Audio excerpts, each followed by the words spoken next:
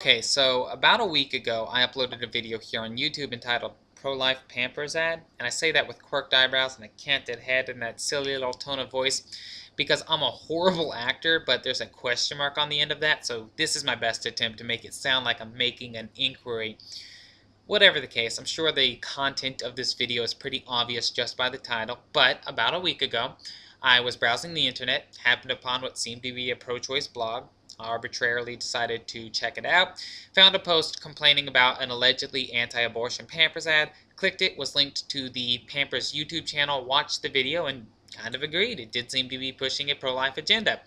So I typed in pro-life Pampers ad into a Google search bar, and I found a number of pro-life blogs which were celebrating it because they felt that it undermined a number of popular pro-choice arguments. And in a sense, I guess you could interpret it to do that, but that's a topic for another video.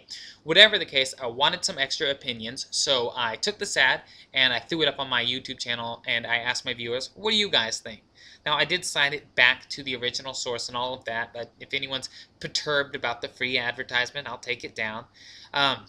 The unanimous consensus among my viewers, the pro-life ones and the pro-choice ones and the ones where I'm not sure where they stand, was that, yeah, this is a pro-life ad. Now, there was disagreement as to the degree of pro-life activism within it. Some thought that it was flagrant overtones, others thought that it was undertones. Some of them thought that they weren't so much against abortion as for selling diapers and therefore supporting the birth of babies which need diapers.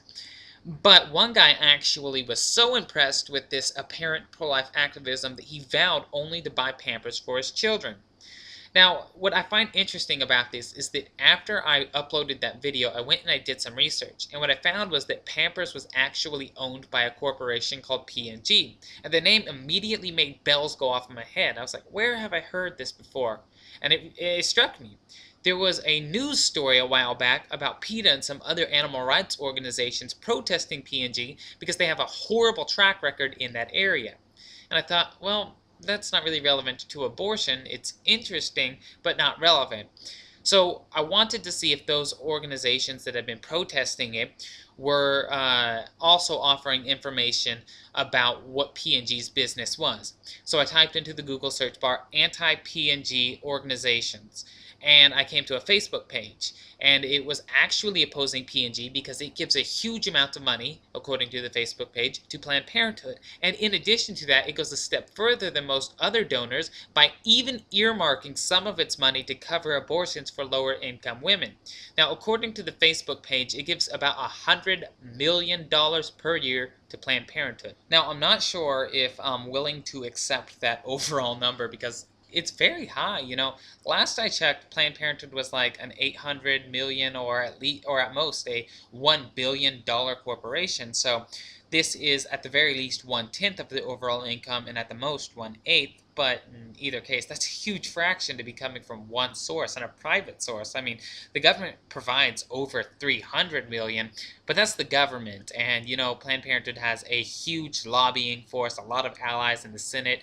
It used to have a lot of allies in the House, and it still has some there. But it has a lot of allies in politics. So that doesn't surprise me. But private corporation, one that doesn't really seem to take a hugely public stance on the issue except in that it's providing this funding. Maybe, I'm not saying they're wrong, I'm just saying that I would like to see where they're getting their information, and it's just not provided on the Facebook page. What I can tell you, though, is that I did a little more research even after that, and I found that, yeah, there are a lot of pro-life organizations jumping on this boycott P&G bandwagon. And it's pretty much universal that, yeah, pro-lifers should not be supporting this company unless they want their money going to abortion. And that's just disturbing and kind of enlightening. I mean, this stresses the importance of research because it shows you can't really just trust the way somebody presents themselves, but it's also irritating. I mean, could you imagine if someone advertised a burger as being some kind of a tofu treat, and then it turned out to actually have meat in it or to have been cooked in meat sauce to give it its flavor? Well, vegetarians would be ticked off, and they should be. They've been deceived into funding something that they don't want.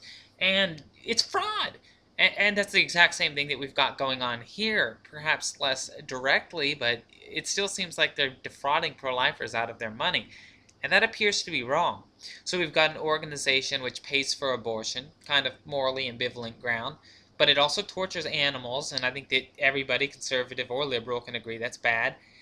And it tricks people into funding political causes that they're opposed to. And I think we can all agree that's pretty crappy.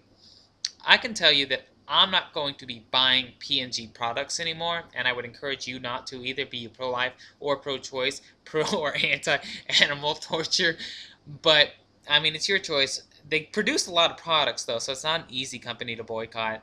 I'll provide the links and the list of products in the information bar, and you can make your own decision. But if you take nothing else from this video, just remember to do your research.